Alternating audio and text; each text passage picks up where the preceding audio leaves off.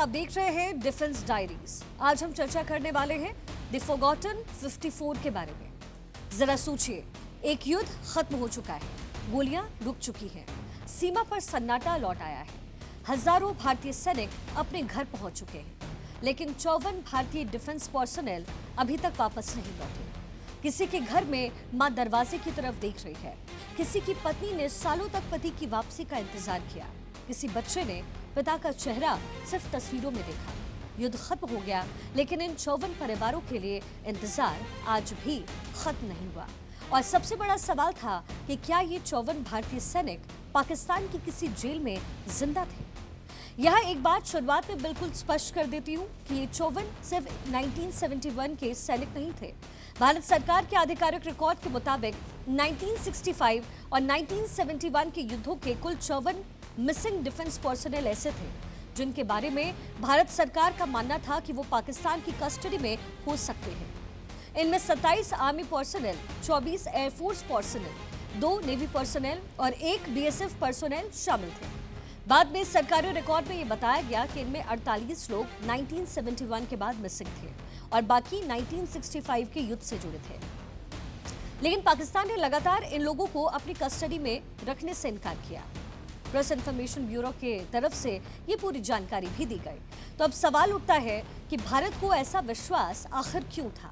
क्योंकि इन 54 की कहानी में सिर्फ लापता होने की बात नहीं थी। कुछ मामलों में ऐसे संकेत और आई विटनेस अकाउंट सामने आए जिनसे परिवारों को विश्वास रहा कि उनके अपने लोग युद्ध में मारे नहीं गए, बल्कि पाकिस्तान ने उन्हें जिंदा कैप्चर किया। इनमें से एक नाम था फ्लाइट लेफ्टिनेंट विजय वसंत तांबे का। 5 दिसंबर 1971 भारत पाकिस्तान युद्ध अपने चरम पर था। इंडियन एयरफोर्स के विजय वसंत तांबे एक सुखोई 7 में मिशन पर थे। उनका एयरक्राफ्ट पाकिस्तान के शॉर्टकोट इलाके में शॉट डाउन हुआ और उसके बाद तांबे वापस भारत कभी नहीं लौटे।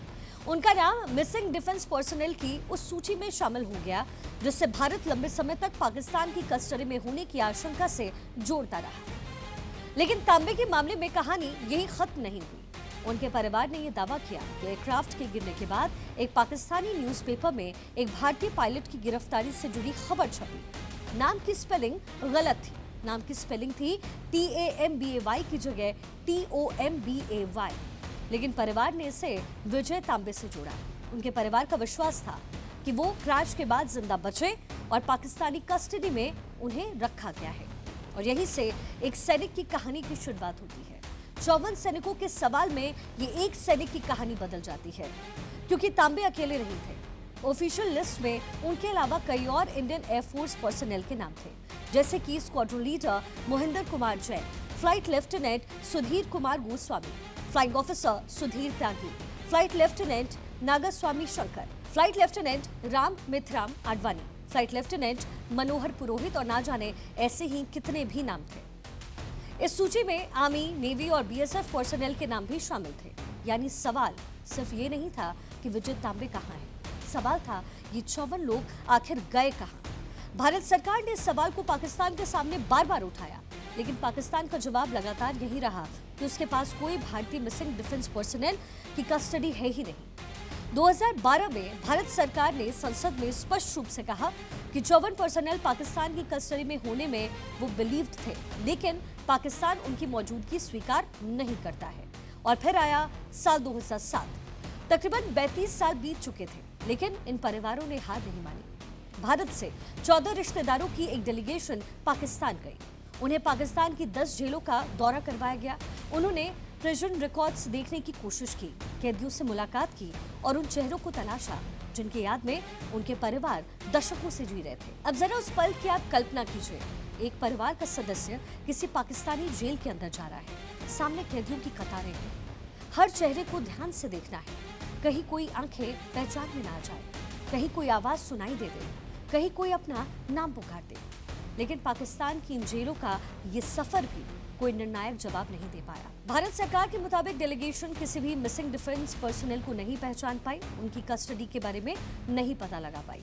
फिर भी परिवारों के सवाल खत्म नहीं हुए, क्योंकि कुछ रिलेटिव्स के पास ऐसे लेटर्स और दूसरे क्लेम्स थे जिन्हें वो अपने मिसिंग फैमिली मेंबर्स से जोड़ते थे। 2007 में पाकिस्तान जाने वाले परिवारों ने भी कहा कि उनके पास ऐसे संकेत थे जिनसे उन्हें विश्वास था कि उनके लोग जिंदा हो सकते हैं। लेकिन इन क्लेम्स को निर्णायक या फिर इंडिपेंडेंटली वेरीफाइड प्रूफ में बदला नहीं जा सका और फिर 2015 में मामला सुप्रीम कोर्ट पहुंचा।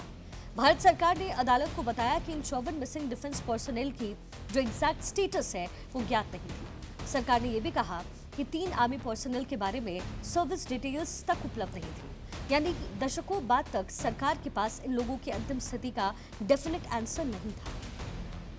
अब इस कहानी की सबसे विडंबना आप समझिए। भारत के पास 54 नाम थे। इनमें से कई की मिलिट्री आइडेंटिटी थी।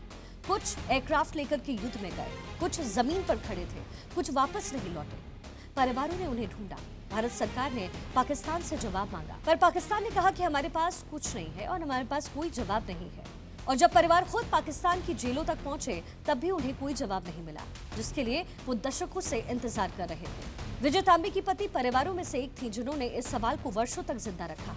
उनके लिए ये सिर्फ एक मिसिंग सोल्जर का मामला नहीं था, ये उस पति की तलाश थी जो 1971 में युद्ध के लिए गया था और फिर कभी वापस नहीं लौटा।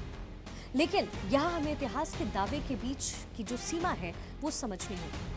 आज उपलब्ध आधिकारिक रिकॉर्ड ये साबित नहीं करते हैं कि ये 54 लोग निश्चित रूप से पाकिस्तान की जेलों में जिंदा थे या नहीं। भारत सरकार ने उन्हें पाकिस्तान की कस्टडी में बिलीव्ड टू बी माना। पाकिस्तान ने कस्टडी में इनकार किया और 2007 की जेल विजिट्स की किसी भी फिजिकल प्रेजेंस को साबित नहीं कर पाए ये लोग जो वहां विजिट करने भी गए। तो फिर सवाल आज भी यही बना हुआ है, क्या ये 54 भारतीय सैनिक युद्ध में वाकई मारे गए या क्या इनमें से कुछ ने पाकिस्तान की कैद में अपने सालों बिताए? क्या उनके नाम किसी जेल के रजिस्टर में आज भी दर्ज है? क्या किसी ने उन्हें देखा था? क्या उनकी पहचान छिपाई गई या युद्ध की अफरा तफरी में यह हमेशा के लिए मिसिंग इन एक्शन हो गए? इन सवालों का अंतिम जवाब आज भी हमारे पास नहीं है। लेकिन हाँ, एक बात बिल्कुल सच है, 1971 की जंग खत्म हो गई थी। हजारों सैनिक अपने घर वापस लौट गए, लेकिन इन 54 के घरों में युद्ध आज भी खत्म नहीं हुआ। किसी माँ का इंतजार खत्म नहीं हुआ, किसी पत्नी की उम्मीद खत्म नहीं हुई, किसी बच्चे का सवाल खत्म नहीं हुआ। और शायद इसलिए इन 54 लोगों को सिर्फ एक सरकारी सूची में दर्ज संख्या की तरह देखना बिल्कुल गलत होगा, क्योंकि 54 सिर्फ एक नंबर नहीं है, 54 चेहरे हैं, 54 परिवार है, 54 अधूरी कहानियां हैं और एक ऐसा सवाल जिसका जवाब भारत और पाकिस्तान के बीच आधी सदी से ज्यादा समय गुजर जाने के बाद भी पूरी तरीके से मिल नहीं पाया। 1971 की जंग के बाद हमारे वो 54 सैनिक आखिर गए कहाँ? यही है द फॉरगॉटन 54 और एक ऐसा सवाल जिसका जवाब भारत और पाकिस्तान के बीच आधी सदी से ज्यादा समय गुजर जाने के बाद भी पूरी तरीके से नहीं मिल पाया।